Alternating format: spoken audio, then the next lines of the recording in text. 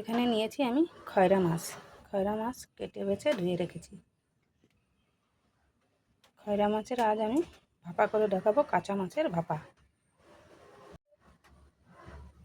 এখানে নিয়েছি আমি মশলা, দেখো গোটা জিরে, গোটা সর্ষে, কাঁচা লঙ্কা আর কয়েক কোয়া রসুন, এইসব একসাথে মিক্সার ব্লেন্ডারে মিক্স করব। এখানে আমি 1 চামচ লবণ দিয়ে দেবো, আর দিয়ে দেবো 1 চামচ হলুদ, আর দিয়ে দেবো যে মশলাটা আমি করে রেখেছি সেটা।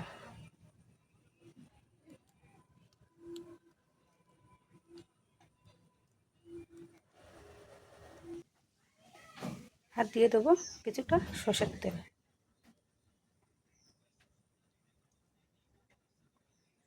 সব কিছু দিয়ে এবার আমি ভালো করে মাছগুলো মাখিয়ে নেব। আমি হাত দিয়েই মাখিয়ে নেব মাছগুলো।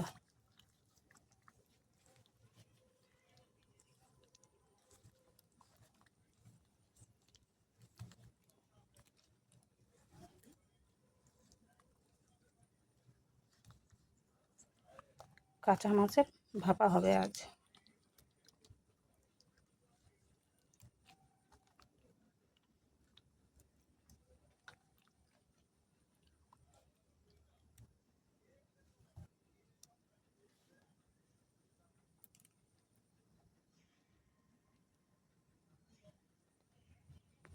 এবার এখানে আমি দিয়ে দেবো যে মশলা করা যে বাটিটা, সেটা একটু ধুয়ে এই জলটাই দিয়ে দেবো।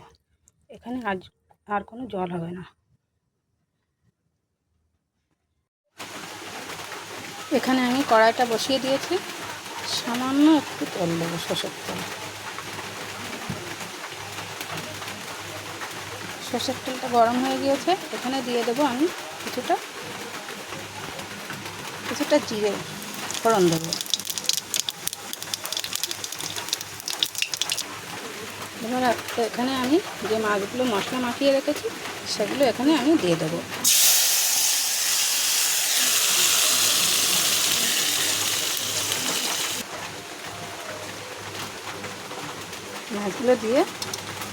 মাছগুলো দিয়ে আমি আবারও একটু ভালো করে নাড়াচাড়া করে নেব।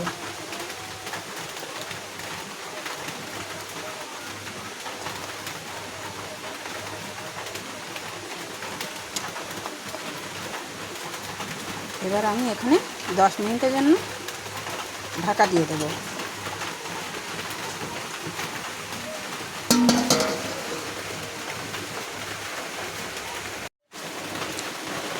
10 মিনিট হয়ে গিয়েছে, ঢাকা দেওয়ার থালাটা আমি তুলে নেব।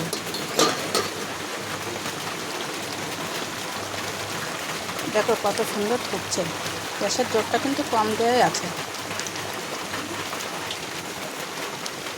এবার আমি আস্তে আস্তে একটু উল্টে দেওয়ার চেষ্টা করব মাছগুলো, যাতে ভেঙে না যায়, কাঁচা মাছ তো।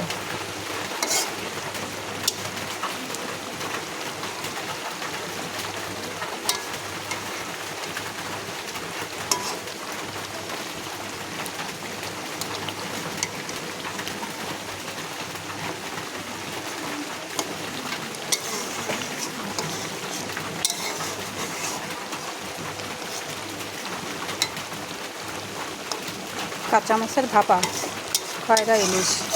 যদি তোমাদের ভালো লেগে থাকে তাহলে আমার রান্নাটাকে লাইক, কমেন্ট, শেয়ার ও সাবস্ক্রাইব করে দিও।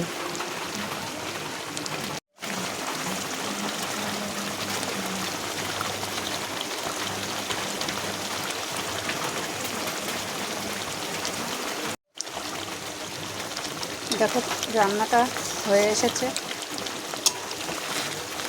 এবার আমি এখানে দিয়ে দেবো আবারও কিছুটা কাঁচা সর্ষের তেল।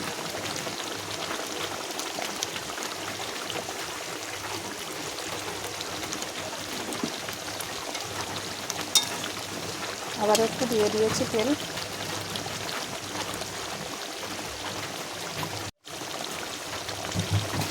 এবার আমি এখানে দিয়ে দেবো সামান্য পরিমাণে কুচনো ধনেপাতা।